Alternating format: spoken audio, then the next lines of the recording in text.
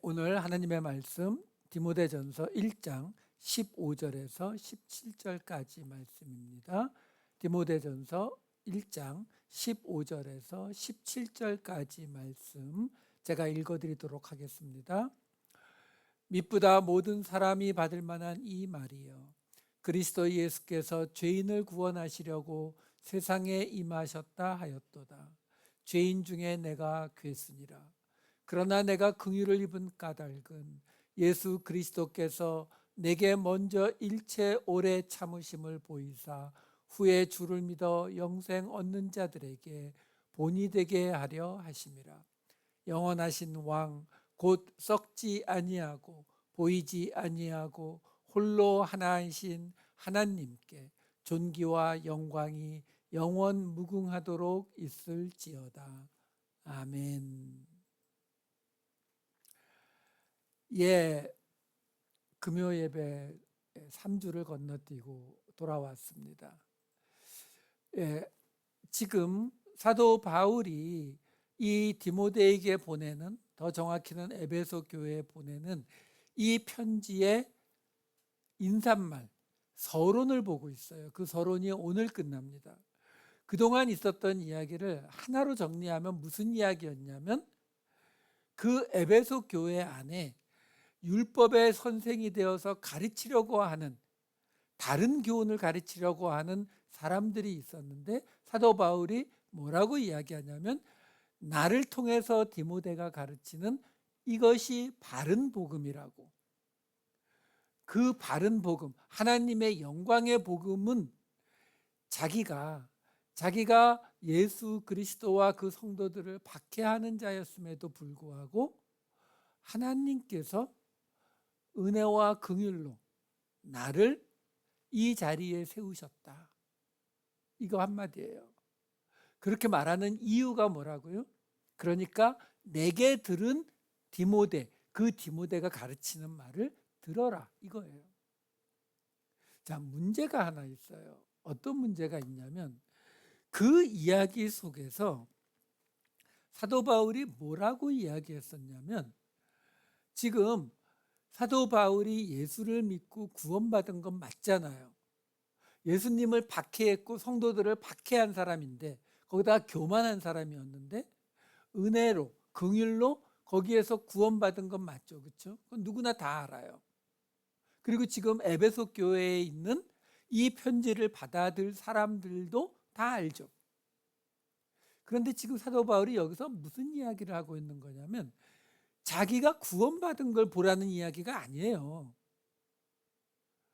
구원받고 플러스 자기가 지금 하나님의 이 영광의 복음을 전하는 직분을 맡았다. 그래서 그 직분이 뭐라고 했어요?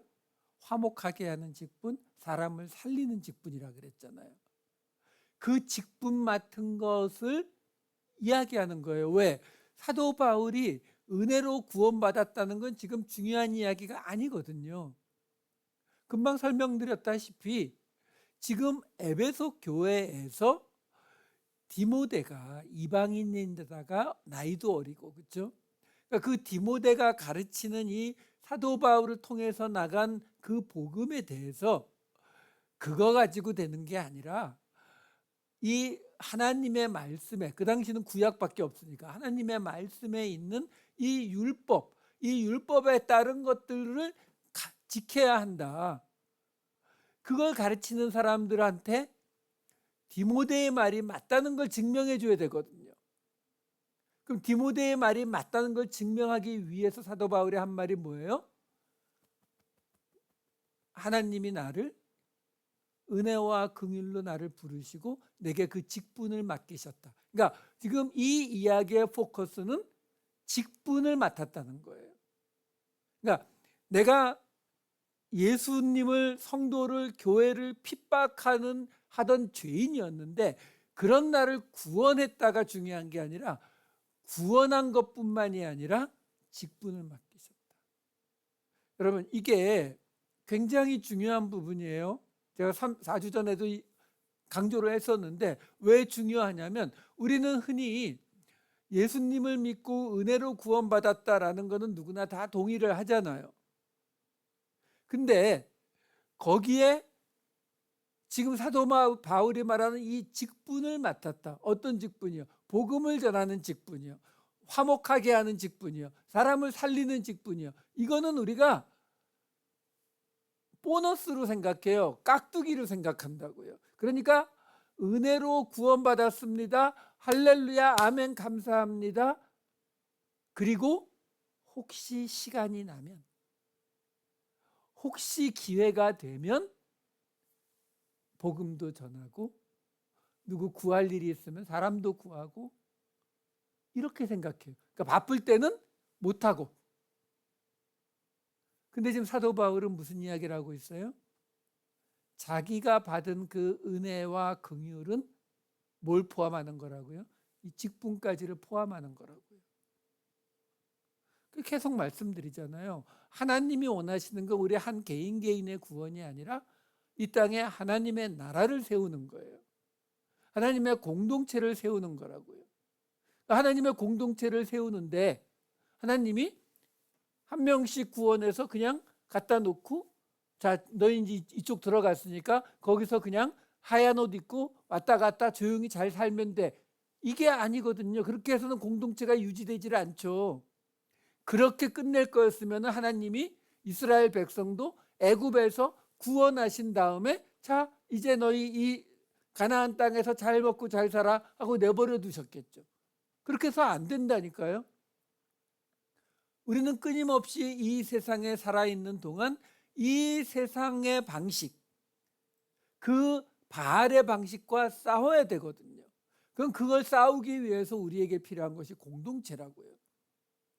그러니까 그 공동체를 유지하려면 하나님의 은혜는, 예수 그리스도의 긍휼은 우리를 구원하는, 애굽 땅에서 끄집어내는 것으로 끝나는 것이 아니라 우리에게 그 약속의 땅에 기업으로 받을 땅을 위해서 우리가 실제로 해야 하는 일이 있다고요. 그게 직분이란 말이에요. 그러니까 지금 사도 바울은 바로 그 은혜의 개념을 확대해서 지금 적용해 주고 있는 거예요. 이게 우리한테 굉장히 부족한 부분이거든요. 자, 이 개념을 가지고 오늘 본문을 봐야 이해가 돼요. 자, 오늘 본문 15장 앞부분이 이렇게 시작됩니다. 미쁘다 모든 사람이 받을 만한 이 말이요, 그리스도 예수께서 죄인을 구원하시려고 세상에 임하셨다 하였도다. 여기 이 미쁘다 모든 사람이 받을 만한 이 말이요, 정확히는 미쁘다 이 말이요 모든 사람이 받을 만한, 우리말로 그냥 쉽게 해석하면은 오 믿음의 말이요 이렇게 돼요. 믿음의 말이요 모든 사람이 받을 만하다. 이 구절이 사도 바울 신약 성경에서 사도 바울 서신에만 5번 나와요. 그중에 한 번을 빼고 나머지 4번은 다 바로 이 율법주의에 대항해서 설명하기 위해서 할 때 사도 바울이 이 말을 씁니다. 그러니까 사도 바울이 가장 강조하는 방식의 말이라고 생각하시면 돼요. 그러니까 사도 바울이 이 믿음의, 우리 모두가 들어야 할 믿음의 말이 있다. 근데 그게 뭐라고요? 그리스도 예수께서 죄인을 구원하시려고 세상에 임하셨다 하였도다. 이게 그렇게 강조할 말인가요? 그렇죠. 우리에게는 이게 너무 많이 흔히 들어서 이제는 그냥 그저 그런 이야기 같이 들릴지 몰라도, 여러분, 전 세계에 그 어떤 종교 시스템에서도 죄인을 구원하겠다라고 나오는 종교는 없어요. 적어도 일단 의인이 돼야 구원을 받죠. 도가 통하든지 해탈을 하면은 구원받는 건 당연하고, 그게 안 되더라도 적어도 의인이 되기 위해서 정말 치열하게 노력하거나, 의인이 되기 위해서 자기 목숨을 바치거나 실패하더라도 뭔가 그런 게 있어야 구원을 받는 거지, 그런 거 하나도 없이 생짜로 그냥 죄인을 구원하겠다라고 말하는 경우는 없어요. 그러니까 사도 바울이 말하는 거예요. 이건 정말 놀라운 말이라고요. 이건 정말 믿음의 말이라고요. 죄인을 구하러 예수 그리스도께서 오셨다라는 이 말은 정말로 놀라운 말이다라고 지금 말하는 거예요. 여러분, 이거 분명히 하셔야 됩니다. 아까도 말씀드렸지만 지금 굉장히 중요한 이야기들이 반복되고 있어요. 우리가 너무 많이 들어서 무뎌져서 그렇지 정말 중요한 말이거든요. 왜? 아까 말씀드린 대로 다른 종교에서 어떻게 한다고요? 의인이거나 적어도 의인이 되려고 노력하거나 의인이 되려는 소망이라도 가져야, 그래야 그 신이 구원하지 생짜로 죄인을 구원하겠다고 안 한다고요. 근데 우리 그러지 않나요? 우리 은혜로 구원받았다라고 말하지만 같은 은혜로 구원받았어도 교회 안에서도 계급이 있지 않아요? 어떤 분은 목사, 장로, 집사, 권사, 평신도 계급 아닌가요? 어떤 분은 말해요. 나는 우리 집안은 4대째 예수를 믿는다고. 우리 집안에 목사가 몇 명이고 선교사가 몇 명이고. 예, 축복받은 거 맞아요. 근데요, 그 말을 하는 그 안에는 뭐가 깔려 있어요? 나도 은혜로 구원받은 죄인은 맞는데 그래도 당신하고는 조금 레벨이 다르다. 이 마음이 깔려 있죠. 여러분, 하지만 예수님은 그냥 죄인을 구원하러 오셨어요. 죄인이지만 회개한 죄인, 죄인이지만 용서함 받은 죄인, 죄인이지만 적어도 십자가의 강도처럼 예수님한테 나 좀 살려주세요라고 말할 수 있는 죄인. 우리는 이렇게 자꾸 뭔가 선을 긋죠. 그래서 교회에서도 어떤 사람은 1등 시민이고 어떤 사람은 2등, 3등 시민으로 구별이 돼요. 아니라는 거예요. 예수님은 그냥 죄인을 구원하러 오셨어요. 이거 혼동하시면 안 돼요. 이거 혼동하시면 다음에 이어지는 말이 이해가 안 돼요. 그 다음에 15장 뒷부분과 16절을 읽어드릴게요. 죄인 중에 내가 괴순이라. 그러나 내가 긍휼을 입은 까닭은 예수 그리스도께서 내게 먼저 일체 오래 참으심을 보이사 후에 주를 믿어 영생 얻는 자들에게 본이 되게 하려 하심이라.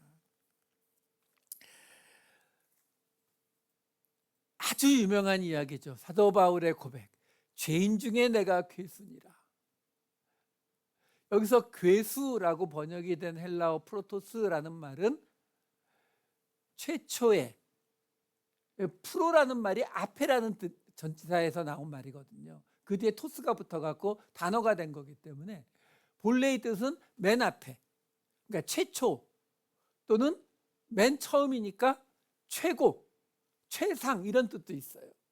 그러니까 죄인 중에 내가 최고다, 죄인 중에 내가 괴수다라는 번역이 틀린 건 아니에요.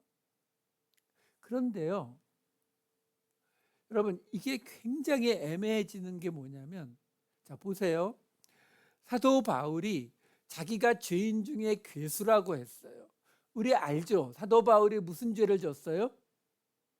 예수 믿는 사람들을 핍박하고 감옥에 넣고 스데반 죽이고, 오죽하면 예수님이 다메섹 선상에 나타나셨을 때 나는 내가 핍박하는 예수라, 예수님을 핍박했다는 거거든요.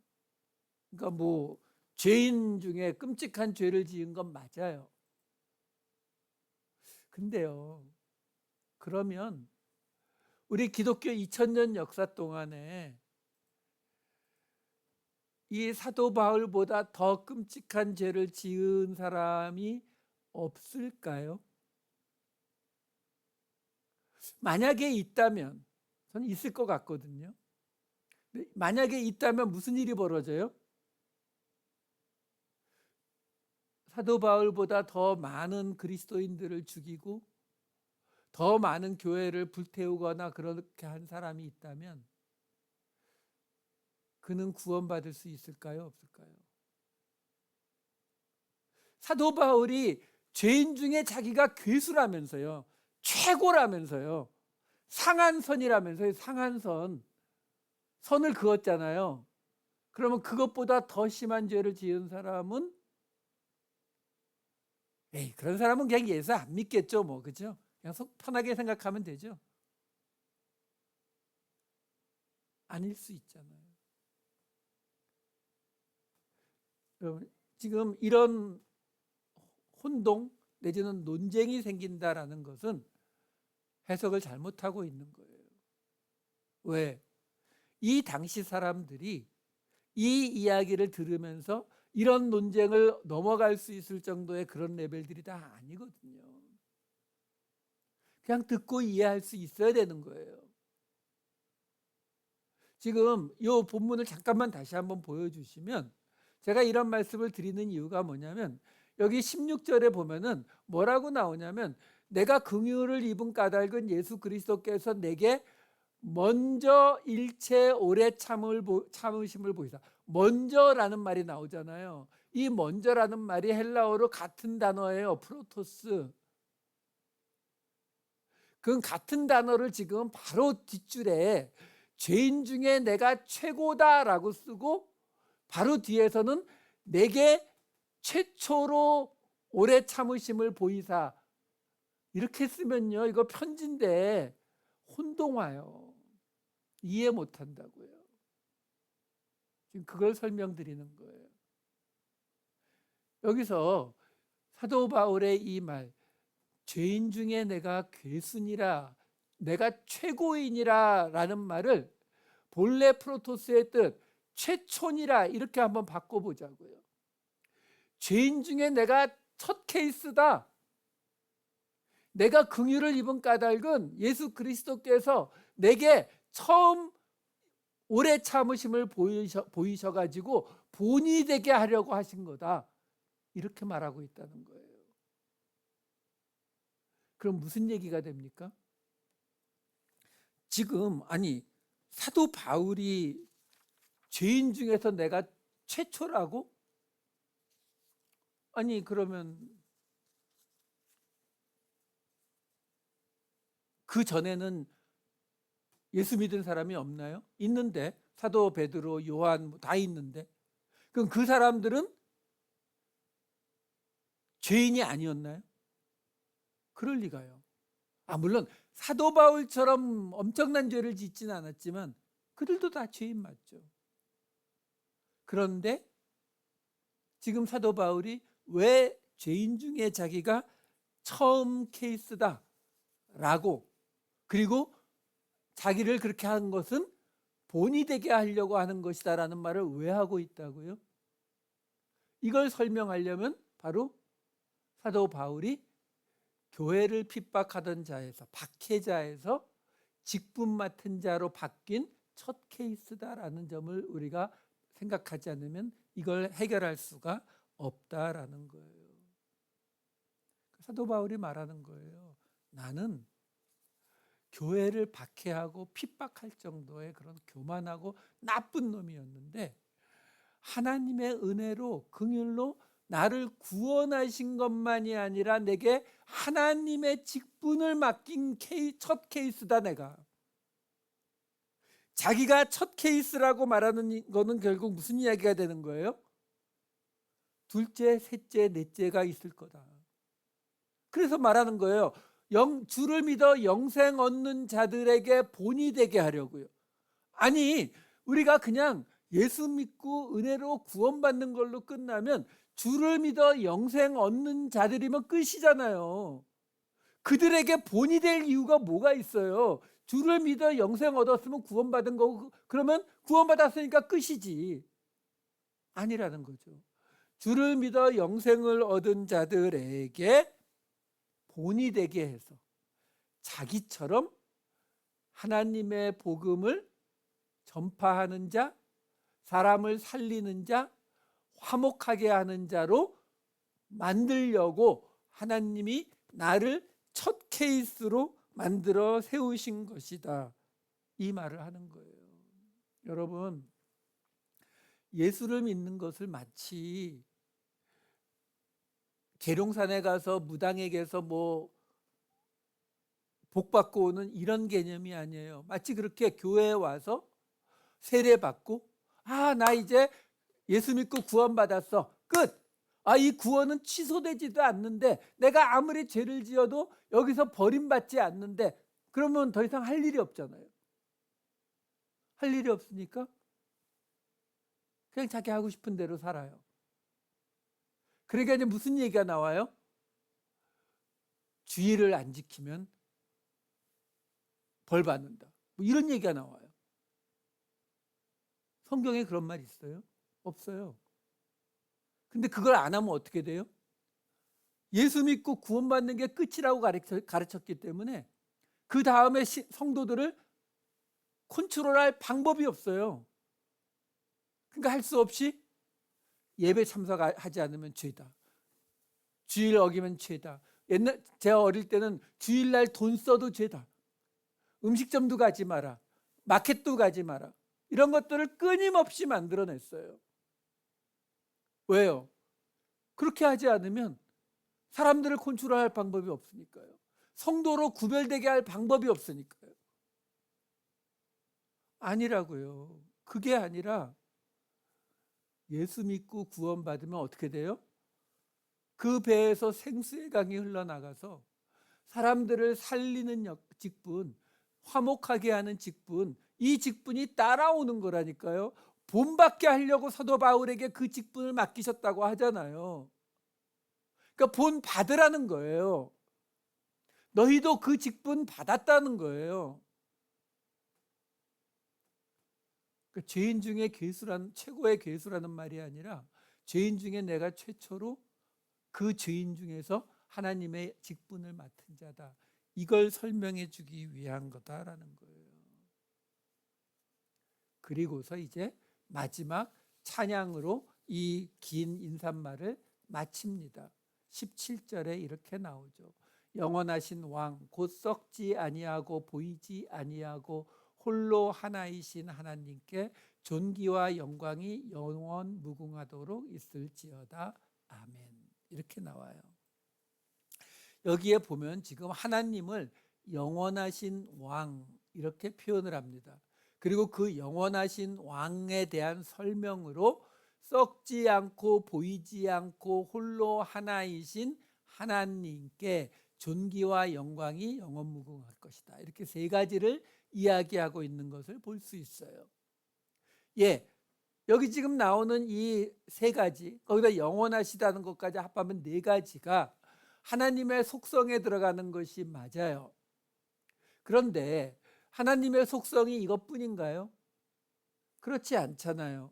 우리가 흔히 말하는 하나님의 속성 그러면 제일 먼저 나오는 게 영원하시고 그 다음에 전지전능하시고 무소부재하시고 진실하시고 사랑의 하나님이시고 이런 거 줄줄이 나오잖아요.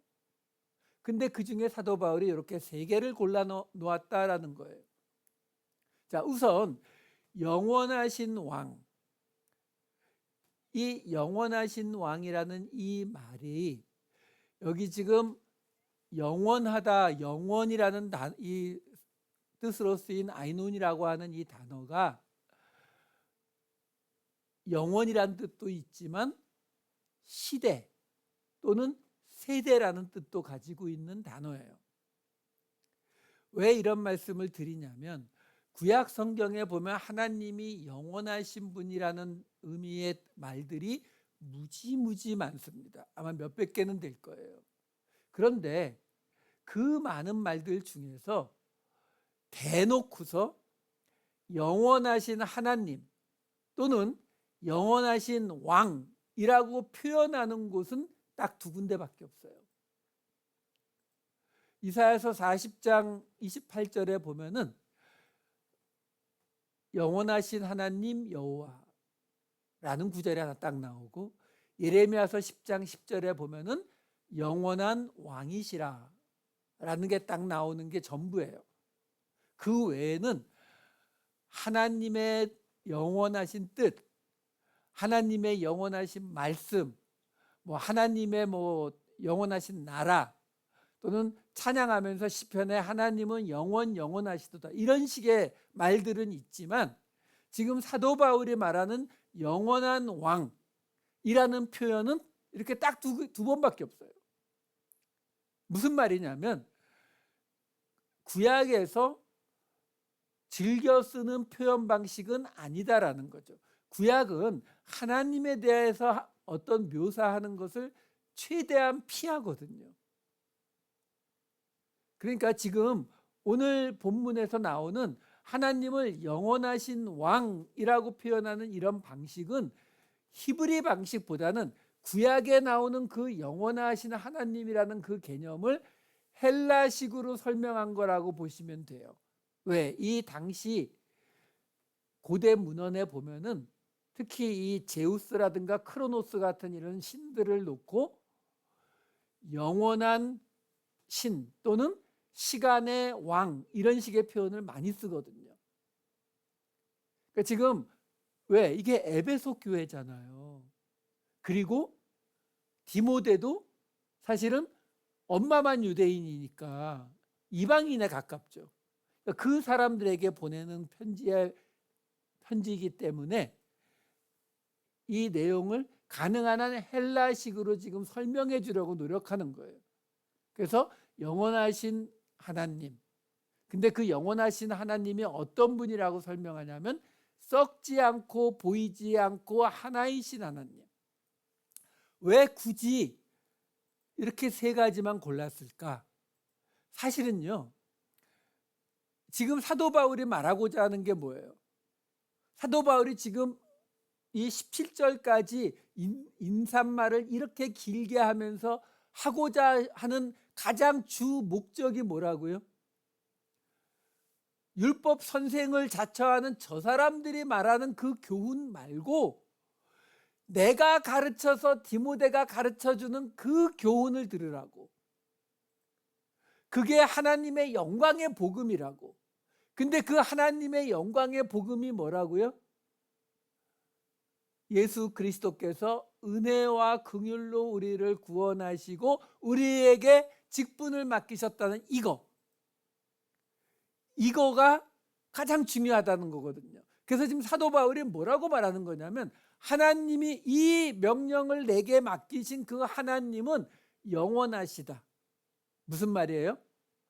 옛날에는 지금이야 국회가 있고 뭐 사법부가 있고 이렇지만 옛날에는 왕이 마음대로 법을 만들었거든요. 그러니까 왕이 만든 법은 언제 끝나요? 왕이 죽으면. 그래서 우리가 잘 아는 글라우디오 황제 때에 로마에서 유대인들 다 내쫓는 법을 했잖아요. 글라우디오가 죽으니까 브리스길라와 아굴라도 다시 로마로 돌아갈 수 있었잖아요. 그러니까 지금 사도 바울이 말한 거예요. 지금 너희가 듣고 있는 그 이야기들은 아니야. 내가 하나님으로부터 받은 이 교훈이, 이 복음이 맞는 거야. 그럼 그 다음에 오는 이 사람들의 궁금증이 뭐냐면 그러면 그 사도 바울이 지금 디모데를 통해서 우리에게 알려주는 그 말씀이 언제까지 유효한 건데요? 언제까지 유효해요? 왜? 예수 그리스도 죽었잖아요. 그러면은 그것도 끝난 거 아니에요? 아니라는 거죠. 영원하신 왕. 하나님은 영원하신 왕이다. 바뀌지 않는다는 거예요. 그러니까 이 법도 이 말씀도 변하지 않는다. 근데 그 변하지 않는 영원하다는 말을 세 가지로 표현해 주는 거예요. 첫 번째, 썩지 아니하고. 이 썩다 또는 부패하다, 닫히다 이런 뜻이에요. 변하다 이런 뜻이에요. 왜? 그리스 로마의 신들도 불멸의 신이 맞아요. 죽지 않는 영원한 신이 맞는데 근데 그들은 대신 변해요. 다치기도 해요. 물론 곧 낫는다고 이야기 속에 나오지만 이 말은 사도 바울이 왜 넣고 있어요?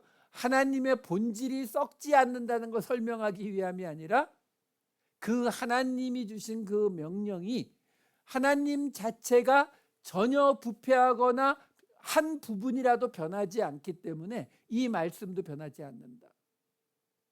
두 번째 나오는 보이지 않는다는 의미는 뭐예요? 예, 하나님 보이지 않죠.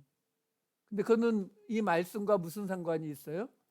예, 그리스 철학에서 플라톤의 가장 중심 철학이 뭐예요? 이데아. 진리는, 이데아는 눈에 보이지 않는 저 뒤에 있는 그림자 같은 거라고.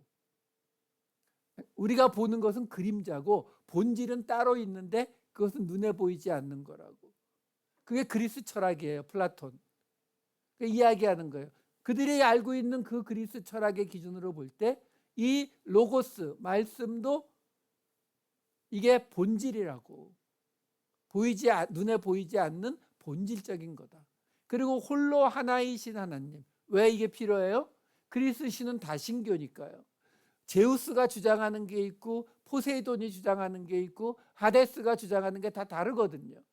근데 아니라는 거예요. 하나님은 한 분이신 하나님이기 때문에 지금 하나님이 주신, 내게 주신 이 가르침, 이 복음도 하나밖에 없는 거라는 거죠. 그러니까 영원히 변하지 않고 조금 한 부분이라도 바뀌지 않고 본질적이고 그리고 딱 이거 하나밖에 없는 복음이라는 거예요. 그러니까 하나님의 속성을 가지고 지금 사도 바울이 말하고자 하는 그 예수 그리스도의 말씀에 대한 증명을 함께 해주고 있는 구절이다라는 것입니다.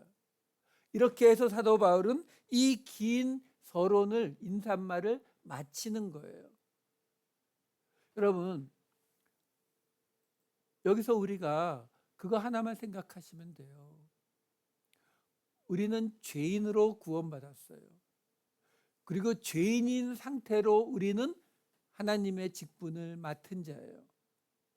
사도 바울이 첫 번째였다면 우리는 두 번째는 아닐 거고 한 5천만 번째 뭐 이렇게 되겠죠. 중요한 건 뭐예요? 우리 뒤에 또 있다는 거예요. 우리 뒤에 계속 우리를 또 본으로 삼을 사람들이 이어진다는 거예요. 이 하나님의 줄기는, 이 말씀은 변하지 않고 바뀌지도 않고 본질적이고 이거 하나밖에 없는 것인데 이것이 우리를 통해서 계속 흘러나가야 한다라는 것을 우리에게 보여준다라는 것입니다. 이게 하나님의 말씀이에요. 이 하나님의 말씀대로 우리가 은혜로 구원받았음과 우리가 하나님의 화목해 하는 이 직분을 함께 받은 자임을 깨달으시고 우리가 최초의 사람이 돼서 또 우리를 본받는 자들이 우리 뒤에 따라올 수 있도록, 주일날 말씀드리겠지만 그게 뭐라고요? 그게 부활입니다. 이 부활의 기쁨을 이 성금요일 저녁 미리 맛보시는 저와 여러분 되시기를 우리 주님의 이름으로 축원합니다. 기도하겠습니다. 사랑이 많으신 아버지 하나님, 하나님의 긍휼과 은혜를 따라 구원과 그리고 살리는 직분까지를 받았던 사도 바울의 고백, 그래서 그 본을 보이려 첫 번째 제자로 부름받았다는 이 고백이 오늘 예수님께서 십자가에 달리신 이 성금요일 날 저녁 우리의 고백이 되게 하여 주시옵소서. 나 혼자만 하나님의 은혜와 긍휼을 누리는 것이 아니라 하나님의 새로운 시대를 위해 새로운 말씀을 이 세상을 향해 본을 보이는 우리 모두가 되게 하여 주시옵소서. 감사드리옵고 이 모든 말씀 우리 주 예수 그리스도의 이름으로 기도하옵나이다. 아멘.